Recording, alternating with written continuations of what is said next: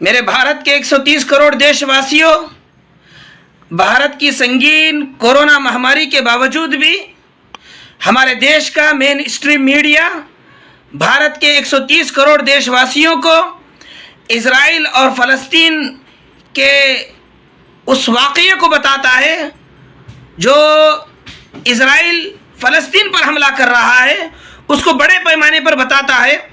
तो ऐसे वक्त में बहुत ही ज़्यादा ज़रूरी होता है कि भारत के 130 करोड़ देशवासियों के सामने इजराइल और फ़लस्तीन की सच्चाई को रखा जाए।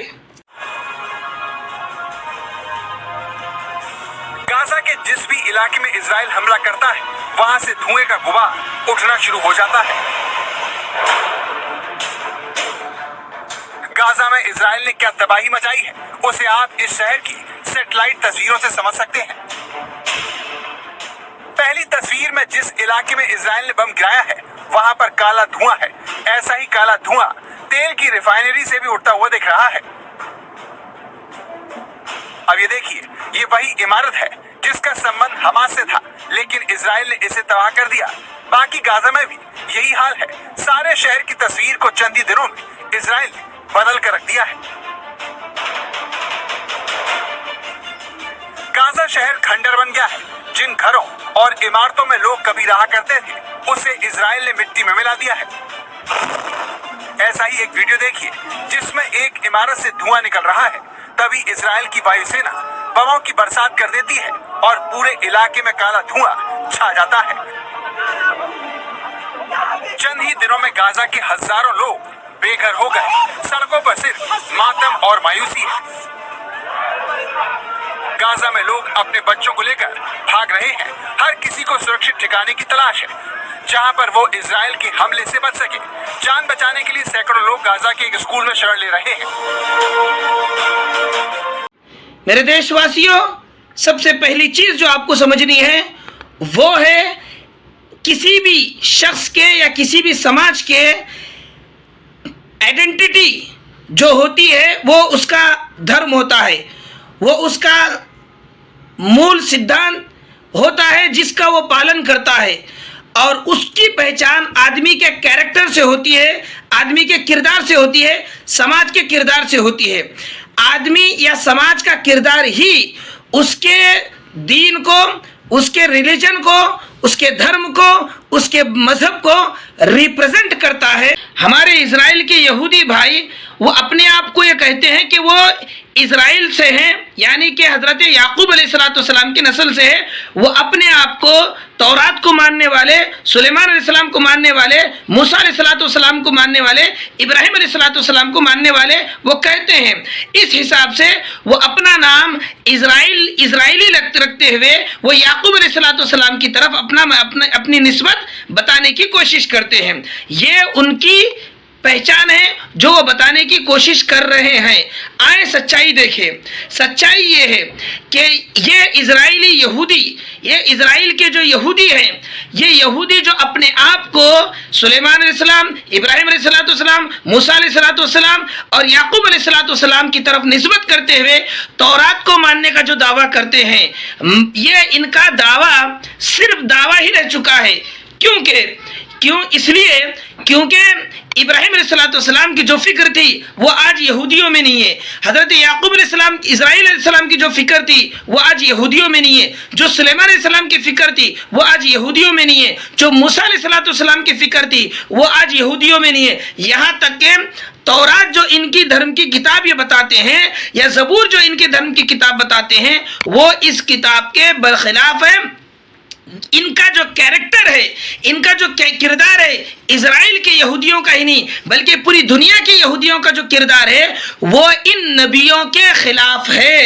इन नबियों के खिलाफ अपना किरदार रखते हुए यहूदी इजराइल अलैहिस्सलाम के धर्म के, उनके सोच के, उनके फिक्र के खिलाफ जब इनका किरदार है, तो मेरे देशवासियों बताओ ये कैसे इजराइली हो सकते हैं, ये कैसे यहूदी हो सकते हैं, ये कैसे नबियों को मानने वाले हो सकते हैं, ये कैसे सुलेमान अलैहिस्सलाम के नाम पर मस्जिद अक्सा हो या यरूशलेम हो, यरूशलेम इन यहूदियों का कैसे हो सकता है? ये तो इन नबियों के बागी है, ये तो इन नबियों के खिलाफ अपने कैरेक्टर को बनाए हुए हैं। इतना ही नहीं बल्कि कुरान ने इनका नक्शा खींचा है कि ये वक़त्लहुमुल अंबिया बिगैरि हक़, ये वही यहूदी है जो नबियों को कत्ल किया करते थे। जब ये नबियों को कत्ल किया करते थे और नबियों की आइडियोलॉजी के खिलाफ इन यहूदियों की कैरेक्टर है, तो मेरे देशवासियों आप इस बात को समझो कि ये आखिर किस कैरेक्टर, किस किरदार की हामी है। तो इसका जवाब ये है कि वक़त्लहुमुल अंबिया बिगैरि हक़ के तहत ये नबियों को कत्ल करते आए, उसके बाद भी ये कत्ल का सिलसिला जारी रखे और आज भी दुनिया के मासूमों को कत्ल करने का ये बेड़ा लिए हुए है। और इनका जो ये मिशन है, ये मिशन इतना बड़ा मिशन है, ये क़यामत तक नस्ल दर नस्ल ये यहूदी मासूमों को कत्ल करने का मंसूबा बनाए चले हुए हैं। यही इनका मिशन है, यही इनका कैरेक्टर है।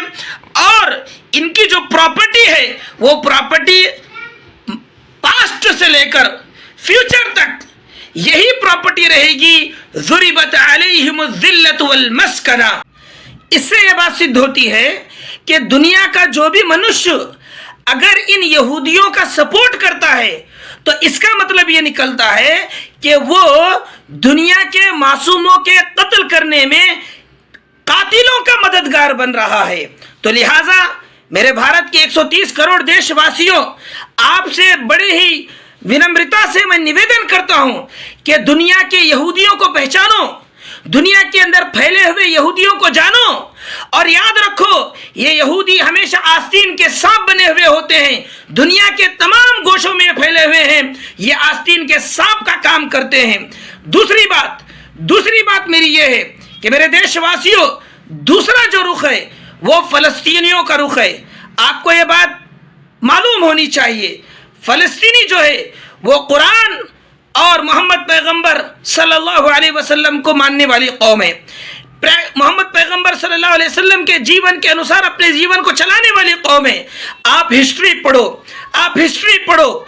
मेरे देशवासियों, आप कुरान पढ़ो, कुरान पढ़कर देखो मोहम्मद पैगंबर सल्लल्लाहु अलैहि वसल्लम और कुरान में ये क्लियरली बात लिखी हुई है, बार बार आई है कि इब्राहिम अलैहिस्सलाम को कुरान ने बताया है, हज़रत सुलेमान अलैहिस्सलाम का जिक्र कुरान ने किया है, हज़रत याकूब, हज़रत इस्राइल अलैहिस्सलाम का जिक्र कुरान ने किया है, और तौरात का जिक्र, ज़बूर का जिक्र कुरान ने किया है। और इसी तरीके से उनकी आइडियोलॉजी, उनकी फिक्र को कुरान ने बताया है। और उस कुरान के बाद मोहम्मद पैगंबर सल्लल्लाहु अलैहि वसल्लम ने अपने अनुयायियों के जरिए, अपने सहाबा के जरिए पूरी दुनिया के इंसानों को ये बात बताई है कि देखो इब्राहिम को मानो, देखो इस्राइल को मानो, हजरत मूसा को मानो, हजरत सुलेमान अलैहिस्सलाम को मानो। तौरेत, ज़बूर आसमानी किताब थी, इस बात को मानो। मोहम्मद पैगंबर सल्लल्लाहु अलैहि वसल्लम ने ये बताया है, ये पढ़ाया है, ये सिखाया है, बल्कि इस पर पालन करना बताया है। मेरे देशवासियों, इस हिसाब से ये बात क्लियर होती है कि फ़लस्तीन के मुसलमान इस्लाम को प्रैक्टिस करते हैं, इस्लाम को फॉलो करते हैं, मोहम्मद पैगंबर सल्लल्लाहु अलैहि वसल्लम को फॉलो करते हैं। का मतलब ये है, एक्चुअल ये है कि ये इब्राहिम अलैहिस्सलाम से लेकर हज़रत मूसा, सुलेमान और इस्राइल अलैहिस्सलाम को भी फॉलो करते हैं। तो मेरे देशवासियों बताओ,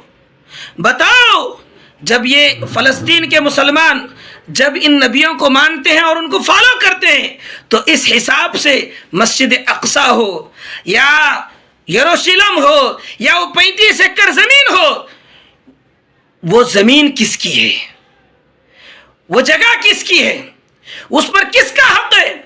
मेरे देशवासियों, जो उनके अनुयायी है, जो उस किरदार को अपनाए हुए हैं, जो उस कैरेक्टर को अपनाए हुए हैं, जाहिर बात है उन्हीं की होगी।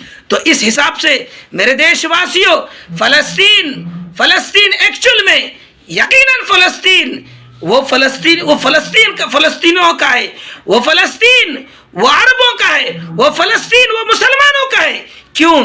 क्योंकि ये नबियों को मानने वाले हैं, नबियों को फॉलो करने वाले हैं और इनका किरदार नबियों का ही किरदार है। तो मेरे देशवासियों, इस बात को गंभीरता से समझें और इस गंभीरता को देश के 130 करोड़ देशवासियों तक पहुंचा दें। यही फलस्तीन की सच्चाई है और यही इजराइल के यहूदियों का झूठ है जो वो मचा रहे हैं पूरी दुनिया में। इसको बड़ी ही गंभीरता से हमें लेना चाहिए।